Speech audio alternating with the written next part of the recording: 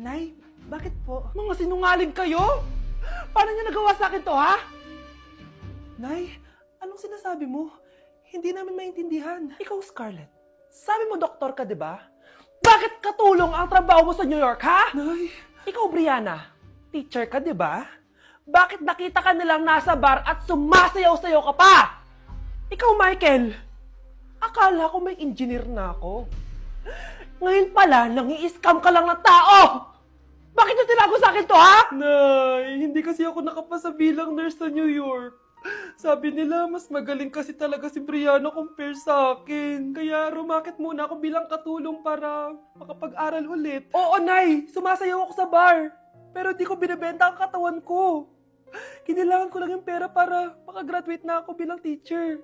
Ayoko na kasi manghingi sa'yo eh. Ang baba kasi ng sweldo ng engineer, Nay, kaya humanap ako ng paraan para kumita ng pera. Alam ko mali ang pagiging scammer pero yun ang bumuhay sa akin, Nay. Mga anak!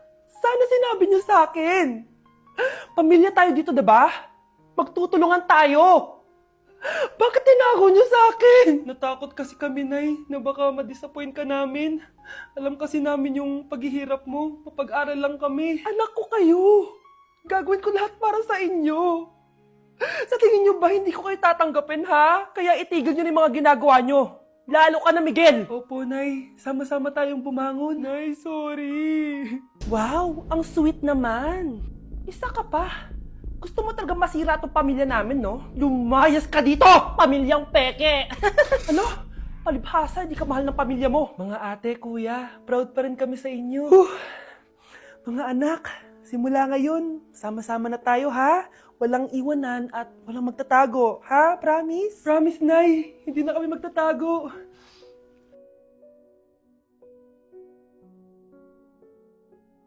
Okay, class. Palakpakan natin si Samantha dahil siya ang top 1 sa klase. Thank you, guys. Mag-aral din kasi kayo na maayos.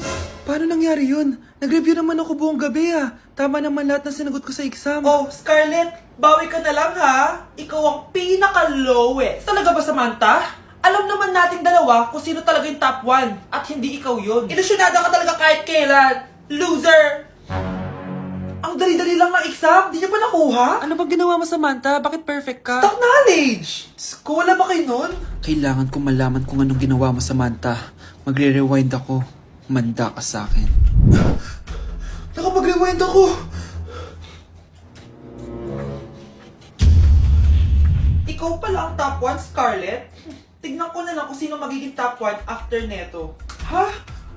Bawal yun na! Okay, class, start na tayo. Class, magle-lesson na tayo, ha? Ma'am, bago mo ituloy yan, may kailangan ka malaman.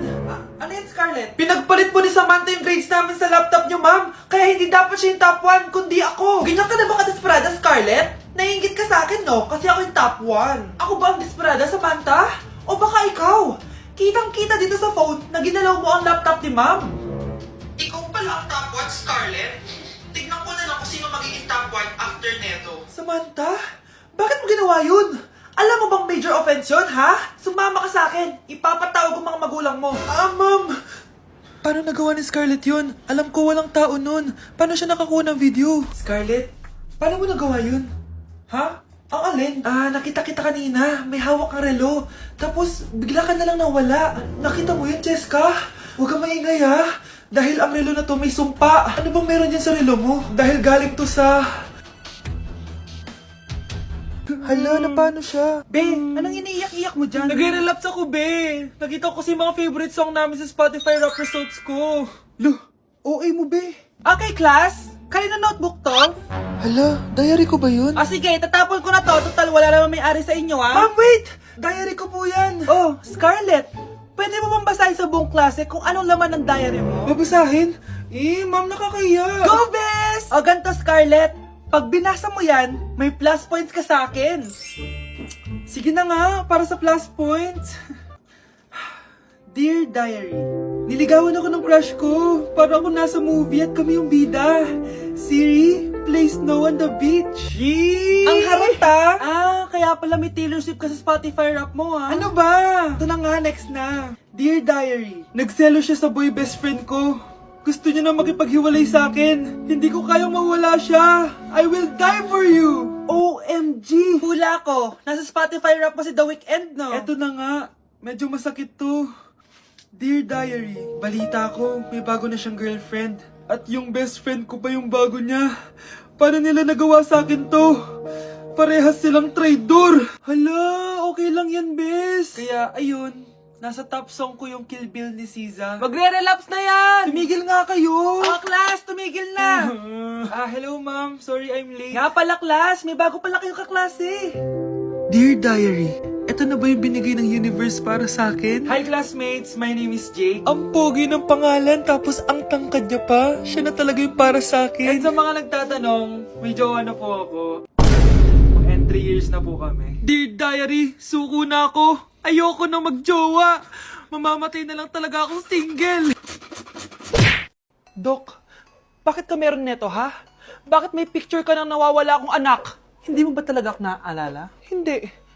Sabihin mo sa akin, buhay pa ba ang anak ko? Umalis ka na. Marami pa akong gagawin. Buhay pa ba ang anak ko? Oo!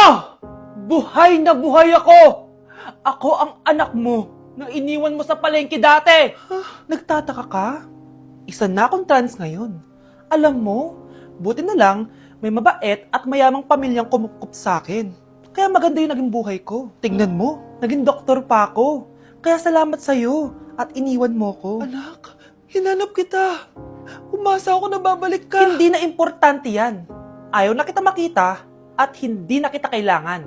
Kaya umalis ka na! Hello po. Kamusta po yung pasyente? Dok, si nanay naman yung nagkasakit. Kamusta na siya? Okay naman. Sa iba ko na lang siya ipapaasikaso, ha? Anak? Anak, please! Bakit anak tawag mo sa kanya, Nay? Sure ka ba na habang buhay ka magagalit sa nanay mo? Nakita ko results niya kanina. Anytime, pwede siya mawala. Magpapahangin lang ako. Nasaan na sila? Hello, nurse? Nasaan yung pasyente dito sa room 214? Anak? Ako ba hanap mo? Nay, akala ko may masamang nangyari na sa'yo. Anak, Hindi na kita iiwan. good news! False alarm lang pala yung nakita namin result sa nanay mo. Ibig sabihin, magiging okay siya. Salamat naman. Nay, ayoko na mawala ka sa akin, ha? Yay! May ate na ako! Ayoko talaga sa kanya. Bes, ayan siya yung pet peeve mo. Hi! Panira ng araw.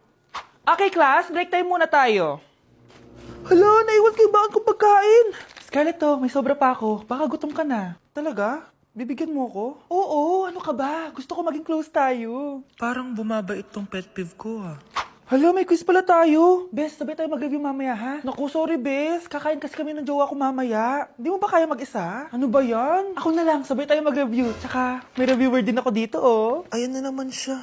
Sure ka? Ako talaga gusto mo kasabay mag-review? Oo naman. Ba't naman hindi? Idol nga kita kasi ang talino mo eh. Sige na nga. Okay, class. Para sa activity natin today, pili kayo ng partner nyo. Best, partner tayo ah. Sorry na, best. Partner na kasi kami ng baby loves ko eh. Partner na kami ng baby loves ko eh. Tayo na lang yung partner, Scarlett. Ikaw na naman. Buti ka pa. Gusto mo ako makapartner. Ayan, perfect. Partner kayo ng pet peeve mo. Ha? Best, pet peeve mo pala ako? After mo siraan sa amin yan, BFF na kayo ngayon? Samantha! Samantha, magpapaliwanag ako. Oh, ba't nandito ka? Pet peeve mo ako, di ba? Umalis ka na. Oo, pet peeve kita. Dati. Kasi ang sungit mo sa akin eh. Tapos palagi mo ako iniinis. Alam mo kung bakit? Kasi gusto kita. Ha? Wala, never mind. Samantha! Okay, class, settle down. Ibibigay ko na yung mga exam nyo. Okay, get one and pass. Ma'am, sorry I'm late. Class, anong sabi ko kapag late na dumating? Hindi po mag-exam. Tama! So, bawal ka na mag-exam, Scarlett. Hi, ma'am. Nandito na ako. Medyo na-traffic eh. Oh, Jessica, buti nakahabol ka. Oh, eto, pinag-reserve ko to ng test paper. Mag-exam ka na. Thank you, ma'am. Lo, ang unfair. Bakit si Jessica pwede mag-exam kahit late? Iba kasi si Jessica, hindi mo siya kagaya. Okay, class. Nagets nyo ba yung lesson? Naiihi ako. Ma'am, may I go to the CR? Kita mo nag-lesson ako, di ba? Makakahintay ang ihi mo. Tapos kapag bumagsak, magreklamo. Ma'am, pwede ba akong mag-CR? Sure, Cheska. Umihi ka na. Take your time, ha? Yay! Thank you, ma'am. Ma'am, may favoritism ka. Kapag si Cheska, pwede. Ano ba meron sa kanya? Basta. Pwede ba? Huwag kang ang bastos. Nag-discuss ako, di ba? Okay, class. Next topic. Okay, class. Ang bagong top 1 dito sa klase ay si Cheska. Ha?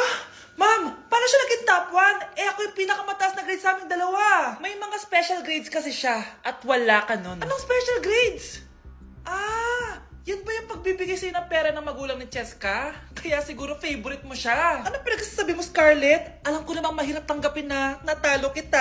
Hindi ka patitigil, Scarlett, ha? Gusto mo dalhin kita sa principal's office? Sige, punta tayo sa principal's office. Ipapakita ko lang tong chat nyo ng magulang ni Cheska. Ito ebidensya, oh. Nagbigay sila ng 100,000 sa'yo. Burahin mo yan! Humanda kayong dalawa sa akin.